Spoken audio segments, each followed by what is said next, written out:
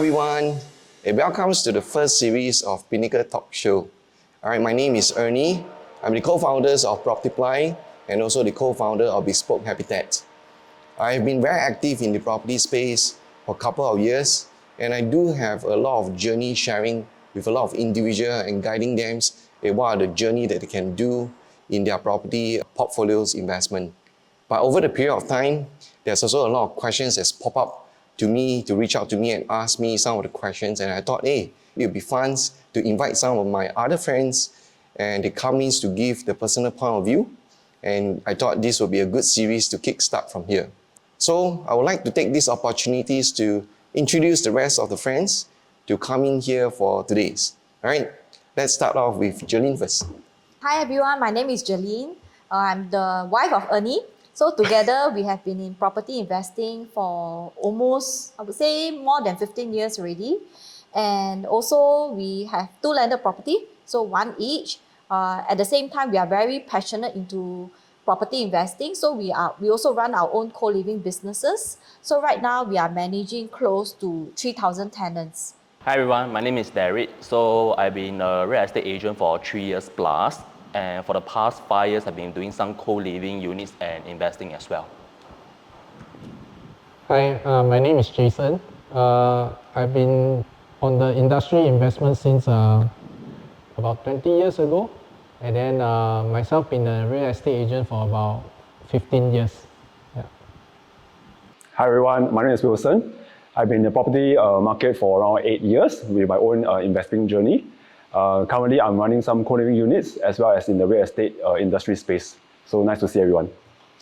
Okay, so it's good to catch up with everybody here, and I thought we can just have a good conversations that what are some of the common questions that's being pop up to us, and I thought it would be good to kick off from here. So one of the most popular question is this thing. For residential properties, people are asking, hey, Ernie, which one is really the best options to kick off with a BTO flats or in terms of a private condo? So probably each of us have a different point of view. I thought it'd be good to kick off with some of the topics. So maybe let's start off with some of the conversation here. Anyone wants to kick off with the thoughts, BTO versus private condo? I think it really depends on the phase of life, which stage of life you are in. Like for example, if let's say I just graduated from school and I have limited resources, right? So probably my first stage would likely be going for HDB, whether is it BTO or is it a resale, because at that point in time it's probably more affordable and more applicable to my stage at that time. Yeah, but as I progress, then with a little bit more resources and a little bit more knowledge, and that's where I probably would want to go into a private condo lah. There's no good or bad, but it's just really which is more comfortable at that point, depending on the stage of life that you're at. Okay, so there's quite a good balance between a BTO flats and the privates. How about the rest here? Yeah, I think running on what Jolene is mentioning, I think definitely financial resources is definitely one of the first consideration in choosing between a BTO and condo. Let's say you are well off and parental support, for example, you might be able to go straight into private property straight away. But that is not the case for many young Singaporeans, so they have to go through the BTO route. But having said that, I think the BTO route may not necessarily be a bad move. I myself, together with my wife, we also went through the BTO route, and that's where we made our so-called our first pot of gold, and it helped us elevate to the next asset over there. I think for people who are thinking between BTO and private property and with the available resources, maybe one thing they need to look at is in terms of the lifestyle they are looking at. Definitely from a public housing and a private housing kind of concept, both offers very different lifestyles, I would say. With your condos, you get immediate access to your amenities like your swimming pool, your gym. That will not necessarily be available in the BTO route. So that's also one thing to look at. The other thing that I also advise a lot of my friends is like they need to ultimately look at their long-term objectives. If, for example, they are purely looking at properties as an asset to elevate their wealth, and if they are able to, definitely doing the private property route will help accelerate that journey for them. So that's also something to look at in terms of their long-term objectives. Okay, anyone else? Okay, personally, I feel there's another perspective that the audience can also take note, because if you are a single and thinking of buying a BTO, you have to wait till the age of 35 years old. Then you can start your first property investment journey. But for private property, you can start as long as over 21 years old, and financially you are okay. Besides the financial part, okay, which you can work it out with your mortgages and maybe even parents, like what Wilson has said, it is actually a better route for this group of people to earn their first pot of gold or the first capital gain in the shortest, youngest period of time. I see. Derek? So in my opinion, when my client asks me this question, usually I will ask them what is their priority. Okay, as you know that BTO typically it will take around 3 to 4 years to build and another 5 years for MOP.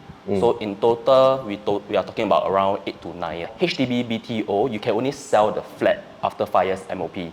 Whereas for private properties, right, after you hit the 3 years SSD seller stamp duty, you are eligible to sell off without paying any tax already. So if their end goal is to actually go for capital appreciation, lodging is not an issue, resources not an issue, then I would definitely advise them to go that route. Okay, so we actually fairly have some of the conversation about whether privates or BTO. I mean, based on this conversation, I think you did mention about time.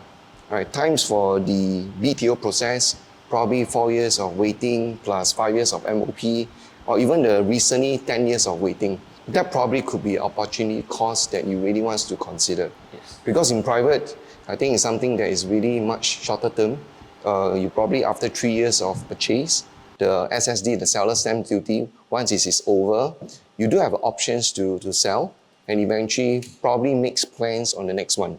So if I really want to make a comparison in timeline, let's say 4 years of BTO waitings plus 5 years of MOP, probably about 9 years. If I put it into a perspective of a private properties, if every 3 years SSD is over, you probably can do 3 flips per se. And that kind of 3 flips, you probably want to make a comparison whether it is much better than one BTO and whether the gains is equals to or even better than the 3 flips of the privates. So these are some things that perhaps people want to consider. And I like Jason's point of view. He mentioned about, hey, instead of, if you're a single individual, you probably don't have to wait until 35 years old to look into that first purchase of your property. Then privates will probably speed up the whole journey.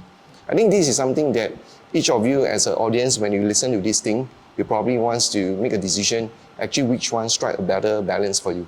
And if you really have a chance, let's say everybody, you really have a chance that you can make a decision to go into private, let's say. Let's say we have 3 different choices. Private referring to private condo. If you have 3 different choices, let's say the first one is new launch. All right, a lot of people talking about new launches, and followed by a second type of condo, maybe that is not that old, probably about 5 to 8 years old, that kind of properties. The designs and everything is still nice. Or maybe a third choice, an older unit that is slightly bigger. They have more different options. Some of them wants to make it into a cash flow units as an investment. They lease it out to co-living to increase their rental yield. So out of these 3 options, which one would you prefer? Personally, I feel that you should look at the trend of the market, because from time to time, the prices for the new launch and the resale, they do have a small gap between each other. All right. I just put it in a very simple term. When I say the gap, what I mean by the gap is the per square foot, or in short, we call it PSF prices. All right. So if the gap for the new launch and the resale is very huge, for example, about $1,000 difference, then I will advise my clients to buy resale private. But if the gap is just about 100 or 200 or even 300 difference, all right, then I will advise them to look for the new launches to purchase. Purely looking at capital gain, all right, if the gap is very big, it means that the prices for the new launch has an opportunity in the year coming to catch up with the new launches price when the new launch are ready to sell in the open market. Alright. But if let's say they bought it like with the gap very small, that means the new launch is actually no much different, and people will choose a newer unit to purchase. Yeah, if the price is the same. Okay, I got it. No problem. Derek, Wilson? Okay, no right, no wrong. So personally for me, I would definitely look at budget, the affordability. So in an ideal scenario, if budget and lodging is not an issue, I would definitely go for new launches. But okay. like what Jason has mentioned just now, we definitely have to look at the market trend to compare what's the price difference between a new launch and a resale market. Okay. Yeah. Some clients, they prefer to actually earn that passive income immediately after they bought the property. So that kind of clients, maybe they are more suited to go for older units with a bigger space. Then straight away they can use it for co-living and earn the passive income. So I would say that ultimately it really depends on what the clients want. Okay. So for myself, I'm always for rental yield, high rental yield. So my take is, well, I will go for bigger unit, older unit but bigger in space, and then I'll convert it into co-living unit. Because I've done that for my own landed property, and frankly speaking, once I do that, right, my cash flow on a monthly basis for my landed property, after deducting installments and all, my cash flow is at about $5,000 to $6,000.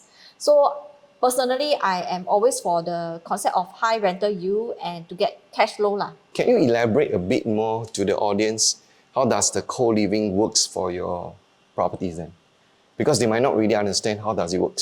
I actually had 2 properties before that I converted into co-living. One was a condo, and then after that I sold that and I bought a landed, which I also converted it to a co-living unit.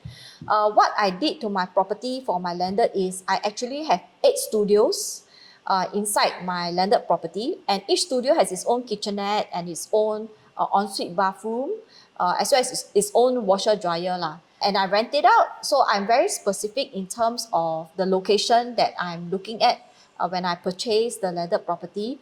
And with that in mind, the targeted tenants is really what I wanted. Once it's fully loaded within a period of 1 to 2 months, that's where I can get a pretty good cash flow from there. Then the tenant got quarrel.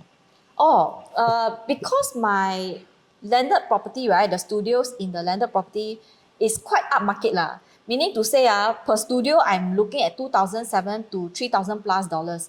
So the seat of the tenants, frankly, is not bad. It's quite good one, and they are so far very respectful. They are very good tenants. They don't really come and bother me one. Okay, so you are someone that enjoy cash flow, Yes. bigger space. Yes. That suits you as a persona, as an investor point of view. Correct. Okay, can. No problem. Wilson, anything like Yeah, that? I think when you raise this question, it's probably more from an investment angle. Yes, correct. So each of the properties that you mentioned plays different roles. So for me, I think new launches, actually more of the capital appreciation. That's where usually capital appreciation is the fastest. But obviously you don't get the cash flow that's coming through from there because you have to wait for it to build. And most of the time you're actually paying a progressive payment for the mortgage. That's one. Personally, I like the best of both worlds. I like to be able to find properties that enable me to get a good capital appreciation in the long run, as well as on a monthly basis sustain a positive cash flow. And that's exactly what I did for my own property portfolio as well. Similar like Jolene, I didn't go in the landed, but I actually did up a condo unit into a co-living unit, and that helped me actually garner positive cash flow from there. But one thing into resale property is, yes, I think you mentioned about age. Age is one thing. For me, I would rather look for anything below 10 years from TOP. As an investor, I always have the exit in mind. So I need to be able to understand who am I able to sell this to. If let's say the property is too old, maybe 20 years and above, for example, when you want to exit after 3 to 5 years, you may not be able to find such a big pool of buyers being able to buy from you. That's one. And the good thing about resale property, in my opinion, is that you are able to go down to the condo itself to take a look. So for me, when I search for properties, I also make sure that I look into the environment, like the swimming pool, the condo, and make sure they are actually very livable. Because if you guys have been to many condos, right, some of the maybe more smaller condos, they may not have very good management, and it's not as livable as maybe your bigger size condos where there is fantastic gym and the pool is really well maintained, and that actually ultimately will affect your rentability, because A lot of tenants, although they are also looking for accommodation, they are also looking for the Lifestyle. the lifestyle that comes with it. So imagine if let's say you have a small condo, although the unit is okay, but they don't have the facilities, and it's the same price versus a bigger condo, but with much more facilities, more often than not, in my experience, the tenants will actually go for the bigger condo because they know that there's more value for money ultimately. So I think, back to the point, I think ultimately resale properties is also good for me in terms of being able to go down and look and see for myself the environment and see whether it's worthwhile living environment for my tenants. Yeah. Okay, so based on the conversation, I heard about more on probably resale seems to be more on the upside among this conversation here. But there's no right or wrong. I mean, I always believe that people who are keen on new launches or resale. But probably one thing that I want to probably just to add on, especially when doing the pricing comparison, there's always one thing that I always want to share with everybody is to make sure that there is an alignment of PSF to be adjusted. Because some of the units are older, let's say it could be 15 years ever since from the TOP, then the other units could be just newly TOP. But how to make sure that these prices are the same, apple-to-apple comparison? First thing, there must be alignment pool to make sure that it should be adjusted until the years of depreciation and all these things. What is the price versus the price? That will be probably some things that everybody should really consider before you make a decision which one suits for you. But I think it's good for a conversation about whether is it private and which one should they look for. But some of the people will say, then what if everybody have a chance to go back to a younger version of yourself? Which one will you make the first choice? Assuming, of course, resources is definitely one thing to consider.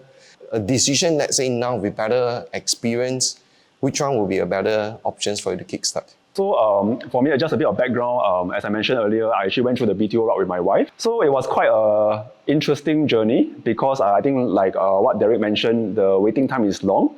So at the point in time, it was supposed to be 3 years construction. But what happened was one of the subcon of the developer actually went into financial issues and the project got stalled basically. So I waited another year for the BTO to be built. Then that's already 4 years, and then another 5 years for MOP. So going back to Ernie's question, right, I think that 9 years is pretty expensive for me. Because definitely on the private route, if let's say you know how to time it right, every 3 years you can kind of move on to the next better asset, with the proceeds from your previous property. So looking back, knowing what I know now, I may not go through the BTO route anymore because it has been a very long wait, and sometimes you also don't know how it will pan out, like especially like the subcon developer actually went bust and I have to wait another year. Looking at it right now, I probably have tried to garner resources from maybe family support, to try to kickstart the private property route faster, so that ultimately I can actually elevate my whole property wealth asset in a faster rate. Okay, I come in for a while just to understand the context for everybody while they are listening. When you say garner from relative helps, I will assume that you are referring to the OPM description, which is other people's money. Yeah, that's right. All right, so probably to add on a bit of maybe what Wilson say, but please correct me if I'm wrong. Probably at the stages where if you really know what you really want, let's say you want to go to private, sometimes when you need resources to go in, probably maybe slightly not enough here and there. Yep. Actually, there are ways that perhaps to speak to someone else to maybe just structure, get some amount, speak to your family members to see whether they can support you. That probably will make a decision instead of public housing. You might make a decision going to private instead. So that probably will add on to the journey of you can actually do it more flips every 3 years instead of waiting for 9 years or 10 years. Yeah, that's right. That's right. Yeah, I think on to that. It's not just purely taking money from people and doing on the private property route, right? I think from what I've learned, it has to be a win-win relationship. So meaning that if let's say you do get OPM in this case, you need to be able to benefit the party who has supported you in this journey. So I think just to make it clear, it's not just borrowing money from people just to benefit yourself, but also make sure the other party also gets value from it in one way or another. So in short, if you can look back to the younger version of yourself, probably you will start on private and then make a decision on every 3 years, move to the next one. Yeah, and move definitely. up. Okay, Yeah. okay, no problem. if money is not an issue, if money is not an issue, I will definitely go for landed first. Why? Is because he already made my appetite very big now. So there's no way to go back really. And now that I look back, the landed that we bought under his name, in a span of 2 years, has actually appreciated about 800K gain. We just looked at the data just yesterday. So within 2 years, 800K gain, okay ma, I think it's very palatable to me. I think it's something that is quite delicious on the table. So personally, if I can turn back the hands of time, I will go for landed property because I think that the potential for capital gain is definitely much higher because the quantum of the property is higher. So over time, using the rule of 72, the capital appreciation, we are looking at better yield and better capital appreciation for landed properties. Hey, this one must hold on a bit. I must share a bit here and there. First of all, of course, Jolene mentioned going to landed. I think is probably a lot of people's dreams to achieve that. But I also want to just put in, it probably takes some time to achieve to a certain level of assets class that you can buy. But these questions to Jolene is, if she doesn't have a resource issue, yes, then she choose that asset, what kind of assets to go in. If not, I tell you, they later sure bombard you in comment. Well, of course, you say this thing go landed, but I must tell you first, this will sure come in. Okay, to put things in perspective, I also don't grow up in a well-to-do family. My parents, my dad is the only sole breadwinner. My mom is a housewife. I have 2 younger sisters. So together with Ernie, we are both not from very well-to-do family. But of course, if you ask me what's my wish, so if I can turn back the hands of time and if resource is not an issue, and having been through HDB, condo and landed, and given the statistics that I have now, and I look back into my journey, out of these 3 asset class, landed gives me the highest capital gain. And 2 years is about 800K. And if I don't have a resource issue, I will go for landed, for sure. Can. No turning back. No turning back, okay. So also add on, because when you mention rules of 72, I think this as a sharing journey, rules of 72 works very well for property because it gives you an indicative reasoning, right, to understand how long your property will probably double up. But it also means there's with a lot of supporting structure like supply and demands. But a rule of 72 indicates that if you divide by the numeric numbers of the inflation, let's say 4%, 72 divided by 4, it gives you 18. And it tells you that in 18 years, the property price will probably double. But remember, it doesn't mean that it's a straight line. It also requires a lot of supporting structure, like the supply, demands, the checklist and everything, to make sure that the property will double up. You can do some of the backdate testing. Go back to 18 years ago, is it half the price of the property they are staying? Then another 18 years ago, is it a quarter price of what you are paying? So that is probably some the clarification why it's rules of 72, correct? Yes. Can, no problem. Okay, so I heard from Jolene. Next. So actually, I discussed this with my wife before. Back then, if I can restart my property journey, right, we would probably went for new EC. New EC, okay. Yeah. Can. Back then, new EC, as compared to the prices now, is much more affordable. Okay. Okay, so I didn't know about that previously.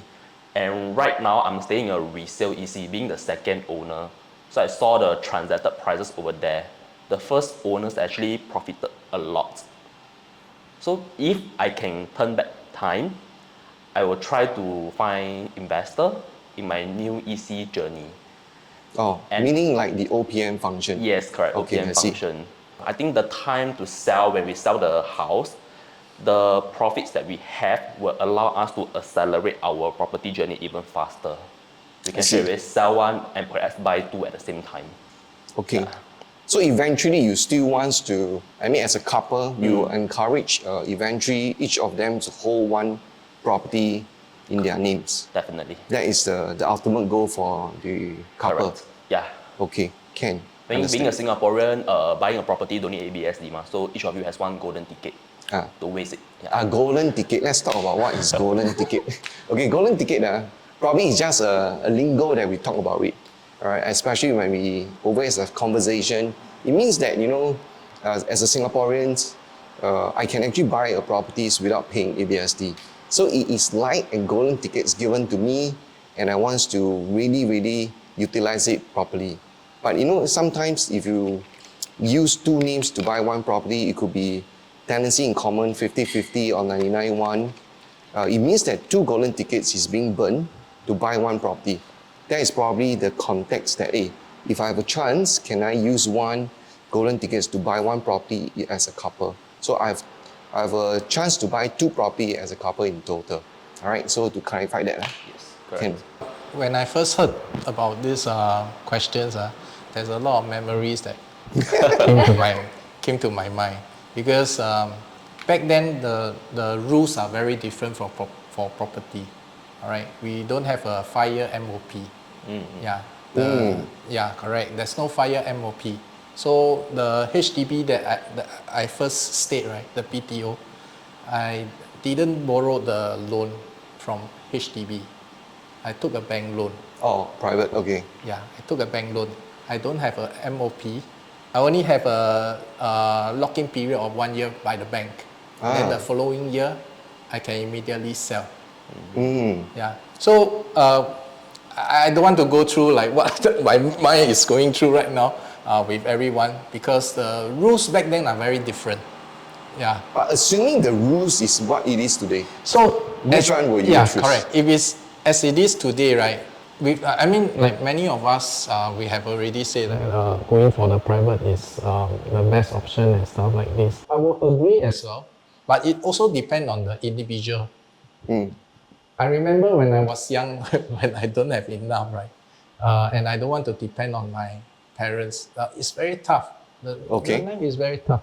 I will probably still choose the route of going for PTO. Okay.